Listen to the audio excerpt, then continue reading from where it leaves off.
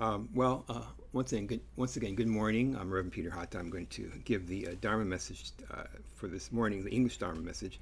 And so, as I mentioned in my opening, I watched the inauguration ceremony on Wednesday, and it was the first time I'd watched an inauguration ceremony all the way through since maybe, was it 2013 or 2009, which is, when Barack Obama, America's first black president, was inaugurated or took the inauguration oath and became president of the United States. But yes, on Wednesday, at President Biden's inauguration, there were, many highlights. The wonderful musical performances by Lady Gaga, J Lo, and Garth Brooks. And then, of course, the outstanding poem by the 22-year-old youth poet laureate Amanda Gorman, which I'm going to discuss in a little bit more detail later on in my talk. But, the main event, besides the swearing-in ceremony itself, I think was the speech of President Joe Biden. And I think his speech, basically reiterated many of the points that he made months ago, actually a couple months ago, on the evening of November 7th. As I recall, on November 7th, which is a Saturday, he and Kamala Harris had made an appearance in Delaware when, after 4 nervous days of watching the vote count, slowly roll in, the election was finally called for them. But then there were the extremely disconcerting post-election events, including the storming of the Capitol building on January 6th. And so I think the theme of President Joe Biden's speech at his inauguration on January 20 was an even more impassioned call for unity, right?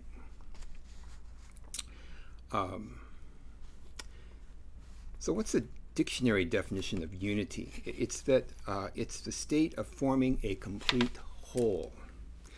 The word unity originates from the Latin unitas or unum.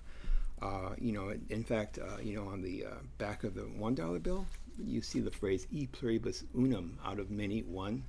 And so that's the same one that the word unity derives from.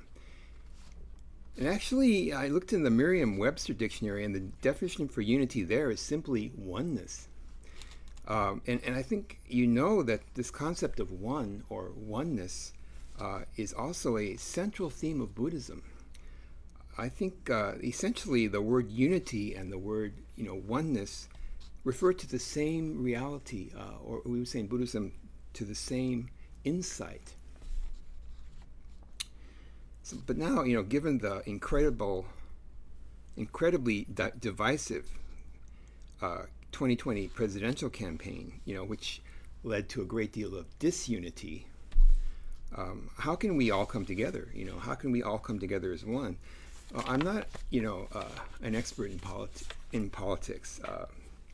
I do think that it was important that President Biden did not single out his political enemies in his inauguration speech, but instead, called for a unity based on a common understanding, as he put it, of the truth and the facts. He said he was aiming to, quote, turn down the temperature. Now, how effective the strategy will be, I don't know, because, let's face it, our political system is inherently sort of adversarial and dualistic. That's just the way it's set up. But I do think that at least, or I hope that that there are leaders on both sides of the political divide that can come together and support legislation that addresses the pressing needs of our country as a whole. And I think President Biden's emphasis on relying on the truth, and also, as he said, on science and facts, what was notable. Clearly, this emphasis is absolutely necessary, not only in the areas of controlling the coronavirus pandemic, and of course in the efforts to reduce the alarming aspects of climate change, right? but also regarding the issues of social justice, immigration reform, the economy and healthcare, just to mention a few issues that President Biden is facing. But this emphasis on truth and the science, on science and facts, is notable. But what I wanted to go a little deeper into today is that I think the prospect of all of us coming together actually depends to a great extent on what I think of as a deeper understanding of what this truth is. In his speech, President Biden mentioned science and facts, and those are certainly critical.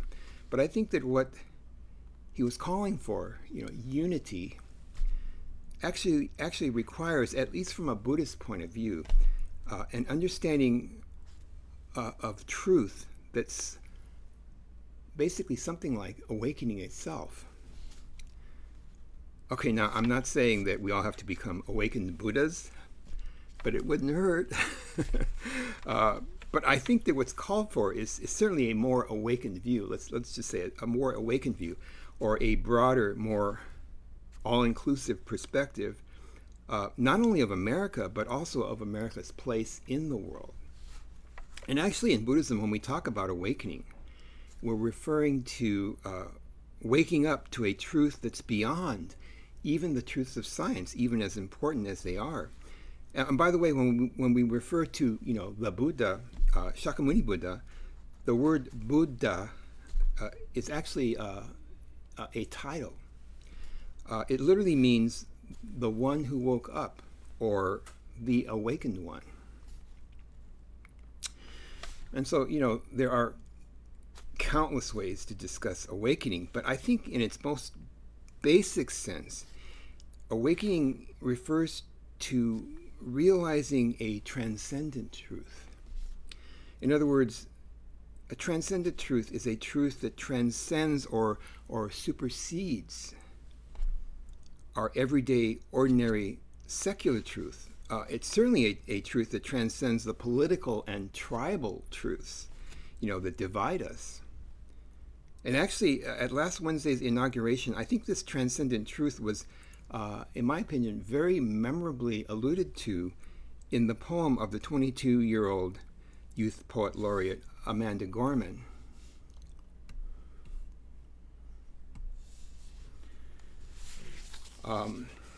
In case you missed it, you can watch her poem.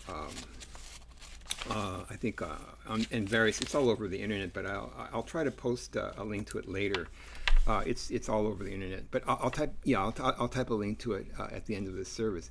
But I think her poem spoke eloquently about the crossroads, if you will, that America finds itself at in the wake of the turmoil of recent weeks. But I have to say that as a Buddhist, I was particularly struck by the words that she ended with. She ended with the words, "There will always be light if only we're brave enough to see it, if only we're brave enough to be it." Now, I don't know Amanda's religious beliefs, and I don't want to misrepresent her thoughts, but I personally think her closing words greatly resonate with the teachings of Buddhism. Of course, there are many different schools and traditions in Buddhism, and I'm not a Buddhist scholar, but Amanda's reference to light was striking to me, particularly as a Shin Buddhist. As you know, I think the Buddha on our Shin Buddhist altar is Amida Buddha, the Buddha of infinite light and infinite life. And light refers to wisdom, and life refers to compassion.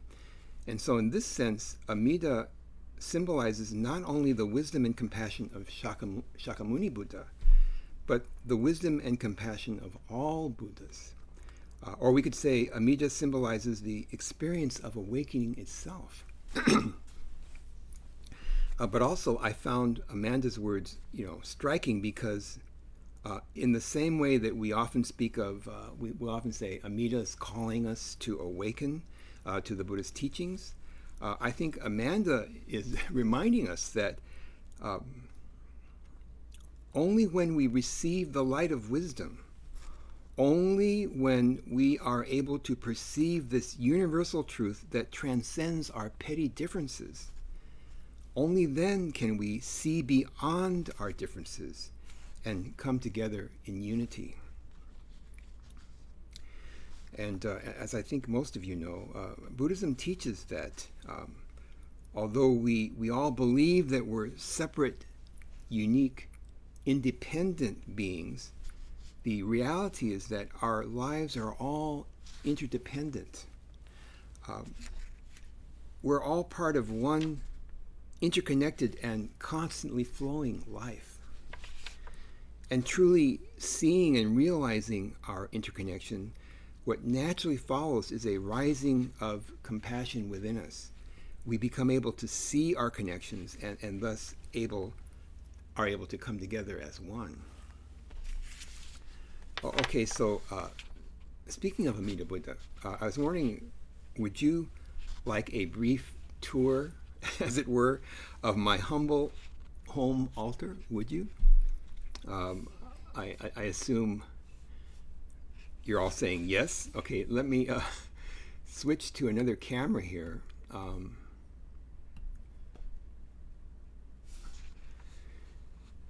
I'm thinking here that that seeing a Shin Buddhist altar, even a humble home altar, a humble home obutsudan, might aid in understanding the significance of light in Shin Buddhism. So, I think you can see in the center of my altar here is the scroll of Amida Buddha. As I said, the Buddha of infinite wisdom and infinite compassion.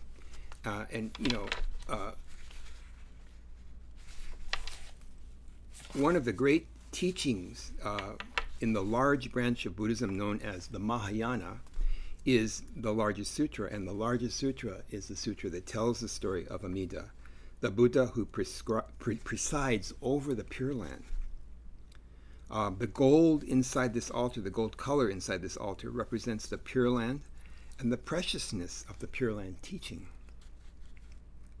And not surprisingly, the candlelight symbolizes the light of wisdom itself, which we ordinary human beings are normally unawake to, but which we can awaken to when we truly hear the teachings. The flowers represent both the beauty of the Pure Land, or the realm of awakening, and yet, since the beauty of flowers fades, they are also a symbol of impermanence, this truth of impermanence, which reminds us of the continuous changes that are going on both around us and within us. And then the burning of incense, what we say in Japanese, oshoko, has a variety of meanings, but one that I find particularly meaningful is that it symbolizes the awakening experience itself. I think this is especially true because the offering of incense is always accompanied by a physical act. Excuse me. Do you know what the physical act that always accompanies the offering of incense is? It's the act of bowing. And the act of bowing shows our acknowledgement of the existence of a transcendent truth that's greater than our limited self.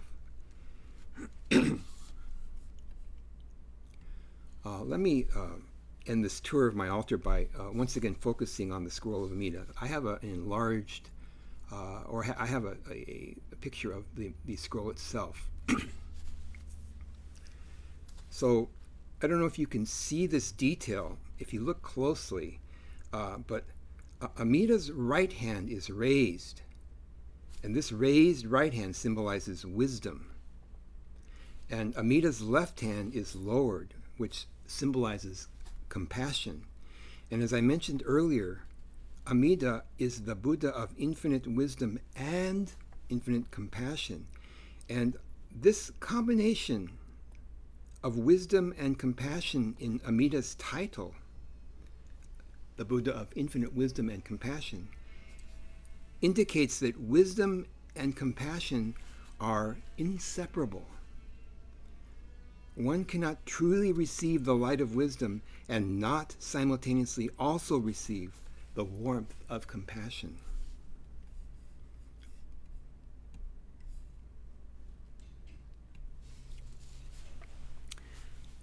That was a brief tour of my Obutsudan.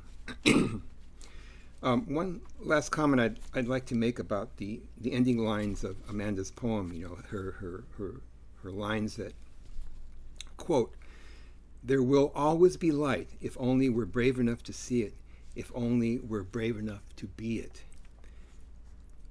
The question is, what does it mean to be brave enough to see and be the light? What does that mean?